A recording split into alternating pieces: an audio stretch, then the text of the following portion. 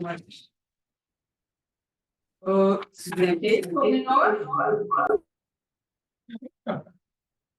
No.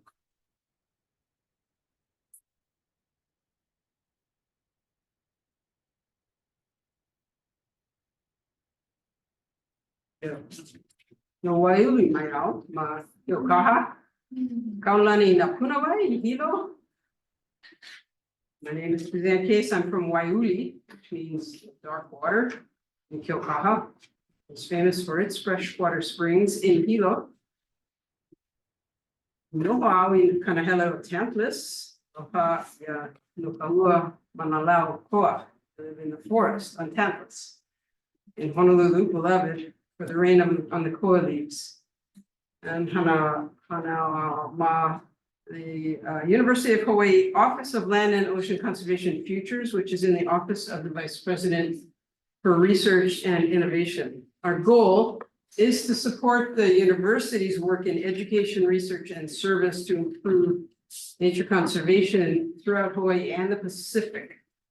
So I'm a bit of a big picture and detail sort of coordinator and connector, and hopefully a co-creator with you all. And today I want to introduce you to the UH's role in conservation in Hawaii and the landscape of conservation work in Hawaii. Many of you know it, some of you do not, and hopefully provide some resources for you. I want to spend a little time going over Hawaii's conservation targets and threats, and talk about connecting research at the university most closely with those field research needs. And we've got some cool examples of this work going on at the university. And then I want to finally cover some practical trainings beyond your own discipline that I think will help you get an actual job in conservation. So first, just a little bit more about my own path in conservation. I was born in Hilo, and I spent the first 10 years of my life there, and we explored all over the outdoors on Hawaii Island. And then my family moved to Honolulu, which was a very abrupt change for me. It was a drastic change, but I was able to continue lots of outdoor adventures all over Hawaii through high school. Then I went to the mainland for college, first East Coast, and then I transferred to the West Coast. So in college, so my mom's advice has always been try everything. So I tried lots and lots of different courses. And so it became a time to declare a major. History was the one I had taken the most classes in. So that was it. I guess that's because I was the most interested in it. And I also tried out a lot of jobs during my sort of college years, including working for a developer. And my most memorable task there was to number all of the parking stalls in Yacht Harbor Towers. I had a couple of summer internships with the National Organization for Women in Washington, D.C., and a stint as a high school counselor. And then I tried to get a nonprofit job when I graduated from college and ran out of money. So I got a job as a bank teller. And so I just want to say none of that is conservation work. So this takes you a while to get to where you're going, I guess. So then I went to law school in San Francisco. And so it turned out the field just sort of gradually sort of dawned on me that the field I loved the most was land law. And I got a job after law school in a law firm in San Francisco in their real estate section. And so I did real estate transactions, the legal side of them, which I found sort of thought of it as morally neutral. I used to call it one pension fund buys an office building from another pension fund. But then I had to work on a development that bulldozed some oak manzanita woodland in Northern California for houses and a golf course. And I just couldn't do it anymore. So but I did learn in that phase my practice, my discipline. I learned a lot of attention to detail, and that was very valuable to me. And then I got super lucky. Right about the time I decided I couldn't do that anymore, a job opened up at the Nature Conservancy in the regional office in San Francisco, doing land conservation transactions all over the Western United States and in Hawaii. And then gradually grew the Asia Pacific program. So I did basically legal work, but for conservation all over Hawaii and the Pacific and the West. For 14 years. And I moved back home and another job opened up. And I was fortunate to be able to be the executive director of the Hawaii program of the Nature Conservancy, which I did for another 14 years. So at Nature Conservancy, I learned really the detail of conservation. I learned about native forests, I learned about invasive species, marine conservation, strategic planning and implementation, managing an organization. So another piece of my mom's advice, you can do anything you want. You just can't do everything.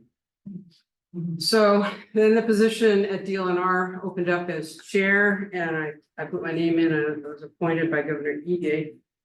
And that job does have everything. It's got forests and streams and reefs, conservation district lands, state unencumbered state lands, state parks, boating, ocean recreation, just historic preservation, enforcement. And so super complicated. I chaired the Board of Land and Natural Resources. I chaired the Water Commission, and I made it through 2 terms, which is nobody ever does. It's I termed out after 2 years, after 2 terms, after 8 years. And so that was a very rich experience for me. And I learned in that job, I guess I learned to listen to all voices and perspectives, and then just to make my best judgment on the course of action. That's really the best you can do. So one lesson I learned in this, and I really hope you'll take to heart, is step up. You're never prepared for the next level, even if you're like terribly frightened of it. But you actually are prepared. You're as prepared as anyone else if you're even thinking about it. And what we need is people with a willingness to lead whatever your unit, your team, your program. Take that next step because we need you. So now here I am at the university, very fortunate to be here. So why was this new office established? And it's because fundamentally, conservation is a fundamental value of the university's teaching and research and service to Hawaii and the Pacific. And it's embedded in its strategic plan. The university's mission states, the university achieves global impact by enriching the fundamental knowledge of humankind through engagement in world-class research, scholarship, and service that promotes the welfare and sustainability of Hawaii's people and environment. And woven through it all is an appreciation of and commitment to Indigenous Hawaiian people, culture, values, and wisdom. So it's embedded at the very core of the university's values. Hawaii as a state has collectively committed through the Aloha Plus Challenge to reverse the trend of natural resource loss, Maukatsumakai, by increasing freshwater security and watershed protection and community-based marine management, invasive species control, and restoration of native species. And another prong of this is that the university is one of 27 members of the Hawaii Conservation Alliance, which is committed to conservation in Hawaii. All the members are. It's a collaboration to protect and steward our native ecosystems and our unique biodiversity in our islands through science and Hawaiian values. And these 27 Hawaii Conservation Alliance members include federal agencies, state agencies, nonprofits, educational and research institutions, partnerships, and field research units. And in the last couple of decades, very happily, many dozens of community groups have organized to steward the special natural and cultural resources of their places. And one place you can find these mapped out as a reference is at the Hawaii Conservation Alliance's Conservation Connections page, where you can also find the Conservation Career Compass page for job opportunities and the website for this year's Hawaii Conservation Conference. So these are all really great resources for people wherever they are in their path. In Hawaii, we have grown, or probably we can say regrown, a very strong value of aina-based learning and stewardship. And so with this approach, we're personally connected to place. We learned what's special about the place. We learn what we are stewarding in that place. We learn the Hawaiian names, places, and plants and birds, and the mo'olelo, the stories of the place, and our kuleana, our responsibility in it. One tremendous resource is Kulana Noi'i, which is a document developed by university people and others with guidelines on how to approach research in a place with a community with respectful engagement, building relationship and reciprocity and capacity and communication, shared stewardship of knowledge and accountability. So it's a really important resource for us all. And for in-depth aina-based learning, there are many wonderful routes, including the undergraduate internship programs like the UH Hilo's PIPES program, the Kamakaku'okalani Center for Hawaiian Studies Ku'oko'a aina-based leadership graduate certificate route, or the external halau ohia program taught by Kate Kuki Keali'i Kanakaole. All really wonderful resources, but a really important focus we all want to incorporate into our work. So you take all this together and you might say that the university's conservation mission can be stated as applying research, scholarship, and service to conserve and restore Hawaii's native ecosystems and abundant lands and seas through excellent science and Hawaiian values and practice. This is what we're all a part of. This is my framing of it based on the university's mission and the Conservation Alliance, all of which have had a lot of people's input, but I'm happy to hear any feedback on this as a sort of a formulation statement.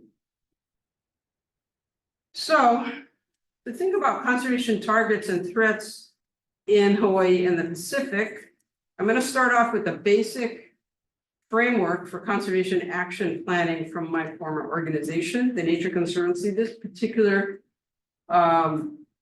model is 20 years old, which you can tell because the logo is about 3 designs ago. But I think it works. You figure out what we're trying to protect, what are the threats, what are the strategies and actions we should take on the ground, and how do we figure out what's working and what's not working so we can adjust our management actions going forward. In particular, it helps figure out how we can directly help our most pressing conservation problems in Hawaii and the Pacific. And the good and bad news is there's just so much still we need to learn and understand. There's just no shortage of critically important scholarship and research and service for us all to contribute. So the key is to tie closely together the important questions that folks in the field and communities are asking and the areas that we choose to focus on in our scholarship and research and service. And so one basic question is, what kind of scale are we thinking about? Are we thinking about the whole landscape? Are we thinking about like native forests? Are we thinking about the species within them, specific ones? Are we thinking about the function of it, like watersheds? Are we thinking about native or restored forests? Are we thinking about anywhere, Mauka to Makai forests, streams, estuaries, coasts, coral reef, reef fish, and pelagics in the deep ocean? So just as an example of how this works conceptually, I geeked out a bit. I listed conservation targets and threats and strategies and measures for Hawaii. I made it all up just from the work I've done. So it's not really any official conservation action plan for Hawaii, but it's probably not too far off. And it shows you, if you look at the top row there, shows you that really you need scholarship and research at every stage of this. So we need to understand better the fundamental status of what we're trying to protect. the extent, the numbers, the basic ecology, the life cycle, status, like ohia forests or endangered plants or coral reefs or fish.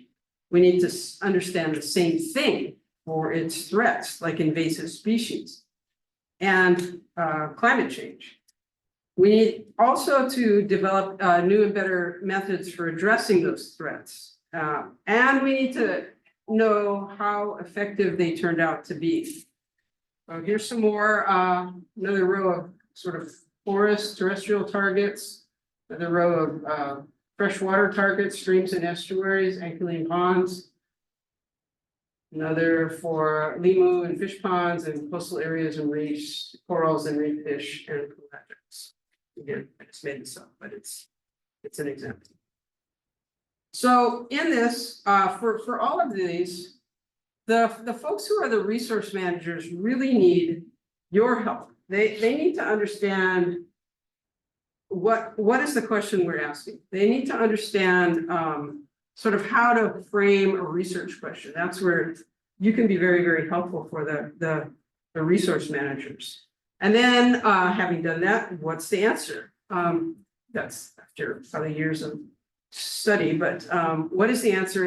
And also we want to find good ways of sharing the information as soon as it comes out, once there's a publication, and what other information is out there that bears on it similarly.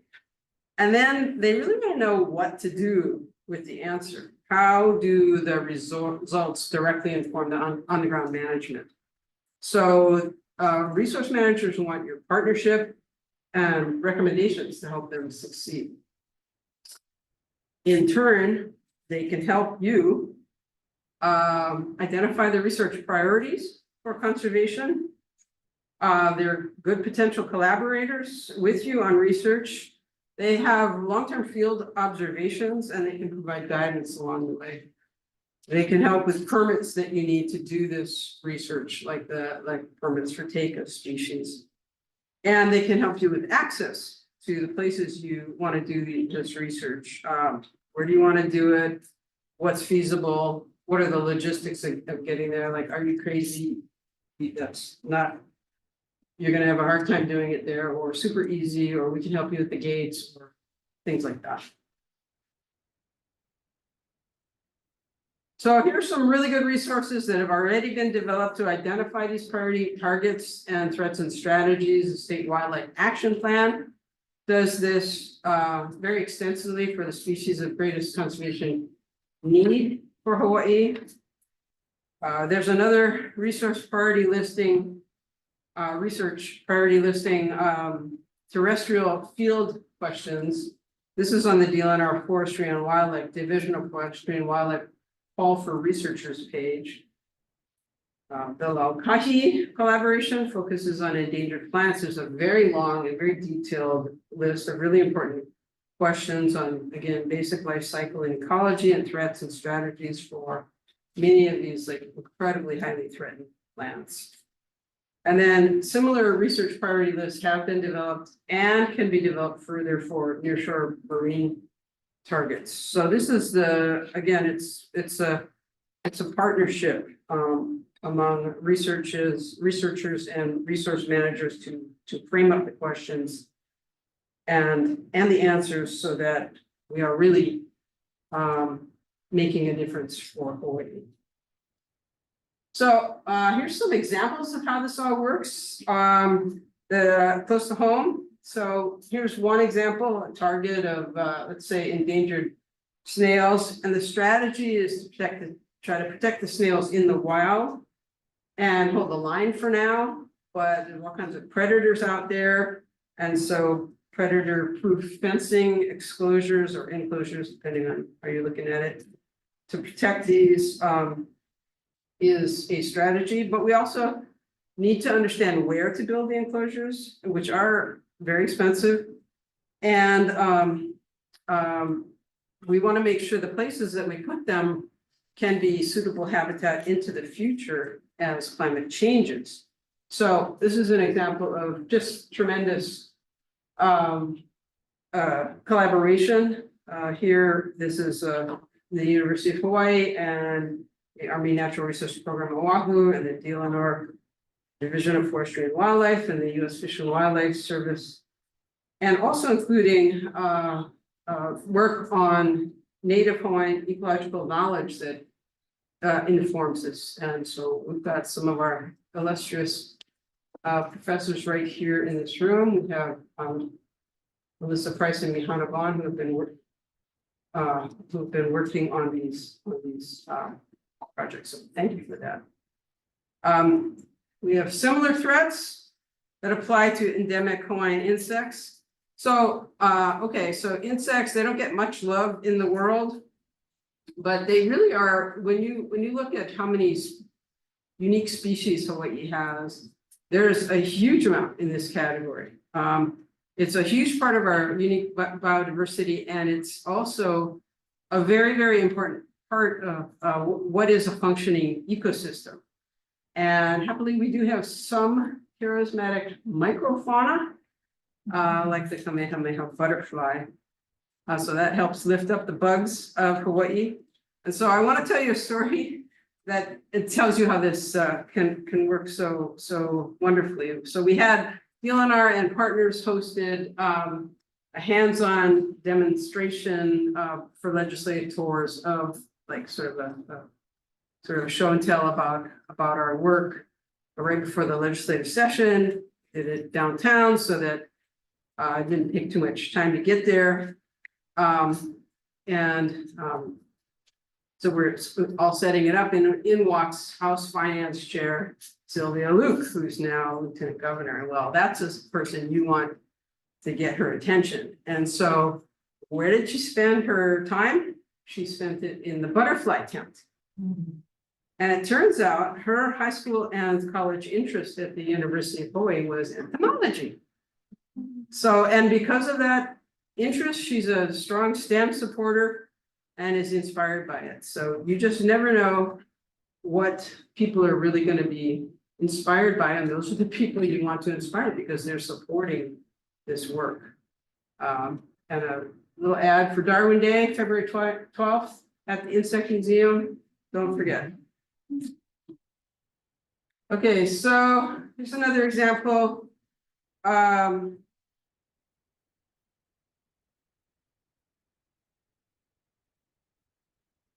Endangered plants. So threats, loss of pollinators and extinction in the wild.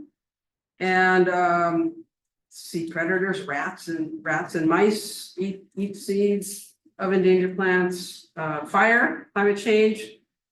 And so we're really concerned about many of these are less than 50 plants in the wild.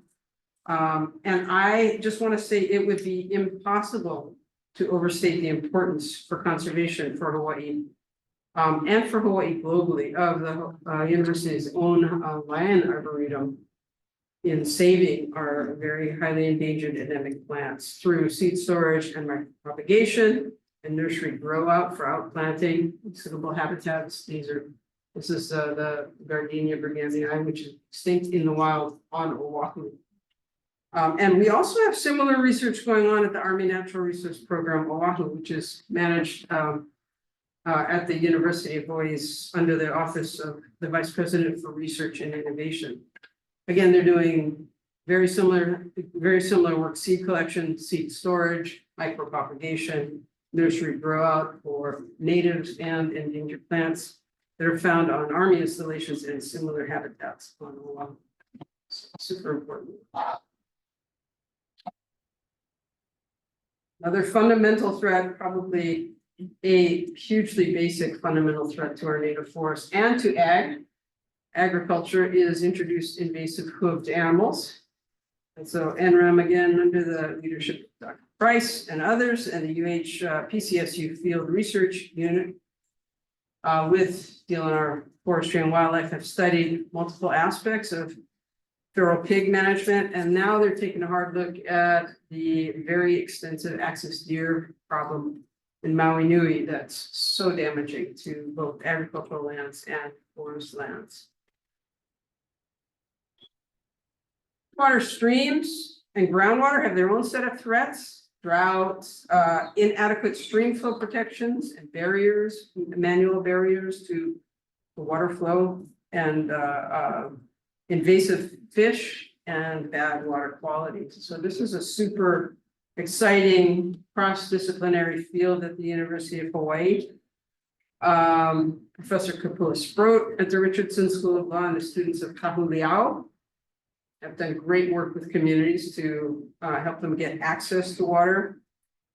The HERO Water Resource Program, including Drs. Bremer and Burnett, and others, they've researched the social and economic and health impacts of the Red Hills spill, as have many others. I hate to name people because I always will leave people out, but bringing everybody in here. Geography, Professor Tom Gianluca, the director of the UH Water Resources Research Center, and all of the people on that team are studying rainfall and cloud data and groundwater recharge, and other just amazing research on water collection and storage, natural collection and storage throughout Hawaii.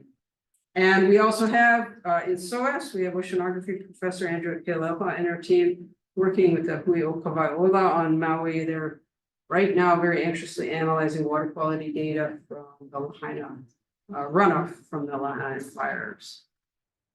And here, right here in NREM, there's a wonderful collaboration with Dr. Yunfen Tsang and researcher Dr. Anne Strauk. Strauk's been a researcher at the university, and for the last decade, he's been a lead hydrologist and just an incredible resource at the State Commission on Water Resource Management. And he's an NREM affiliated graduate faculty member. And so together they've studied long-term trends in Hawaii stream flows and implications for native stream fauna. And this kind of work was incredibly important for information in determining in-stream flow standards that the Water Commission set to make sure that there was connectivity and recovery of native stream life, which is important for natural resource management and cultural resource management. And he's also studied rain and stream flow effects in concentrations of staph bacteria in Hawaii's estuaries with UH Hilo professors and researchers. So, super cool work. And finally, one key threat to limo beds and fish ponds and estuaries and coral reefs is land-based sources of sediments and pollutants. And at Pu'uloa, Dr. Eileen Nally, along with Dr. Macon Donahue, and others have led a HIMB Sea Grant funded collaboration with Malama Pu'uloa, which is a community nonprofit at Honouliuli Stream, and with the DLNR Forestry and Wildlife at Puala Marsh. So the habitat is surprising that it's there, but it's there. And it's important wetland and nesting site for endangered and endemic birds. And folks are doing a lot of mangrove removal and restoration there, and Malama fish pond restoration. But of course, it's a complicated urban environment surrounding it, golf courses and agricultural lands and industrial development and military installations and dense residential areas and landfills. And so, and a Pearl Harbor Superfund site. And so really tough environment. So the group did a lot of testing, tested sediment, fish and crabs, streams. They tested for metals, PCBs, PAHs, and pesticides, and they found very highly elevated levels of a lot of things: arsenic, cadmium, chromium, lead, mercury, PCBs, PAHs, and DET.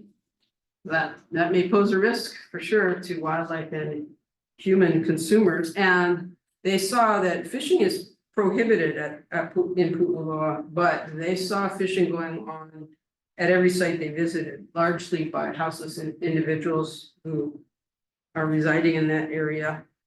And so the group is continuing to work with Malama Pu'ula to develop tools through NASA's environmental justice program to assist with contaminated related risk assessments through using this work as well. So many students in Hawaii are interested in both marine work and culturally focused work. And we have just terrific programs for undergraduate learning in these fields, including the PIPES internships at Hilo and the system-wide marine option program. So for example, the marine option program at Leeward Community College also works on conservation issues at Pu'uloa, which is right in their backyard. And I'm guessing some of you may have come from programs like that, or you know folks who have, and so they're really a great way to further your interest in a conservation career pathway. And again, you can find some of the sites in Conservation Connections. So as you can see, there's a lot of exciting opportunities to tie the research we're doing closely to our most pressing conservation needs in Hawaii and the Pacific. I brought some handouts today with contact information for DLNR Forestry and Wildlife and DLNR Division of Aquatic Resources. These are the staff leads in key areas. So they're in the back. Please pick one up on your way out. And for anyone, I'm happy to try to help connect you with agencies and nonprofits and communities doing work if you're interested in pursuing it.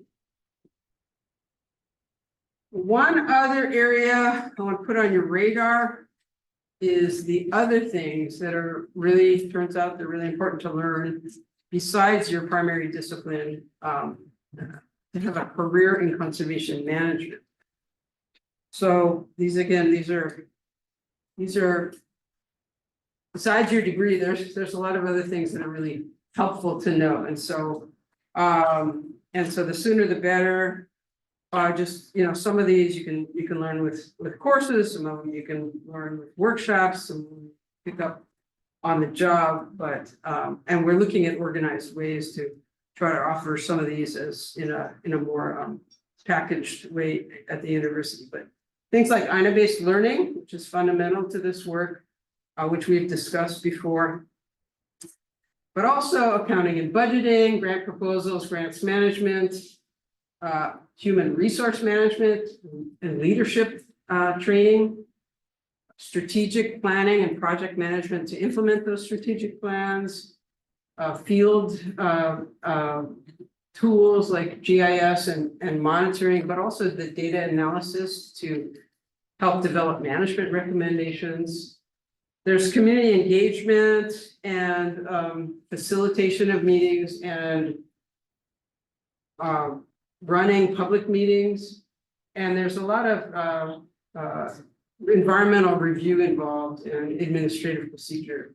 So all of these are super important skills. There's also a bunch of practical skills you need for your work, depending on where you work, things like first aid, chainsaw safety, helicopter safety, dive safety, boating safety, GPS, wildfire fighting, pesticide applications. So all of these things, again, are really helpful.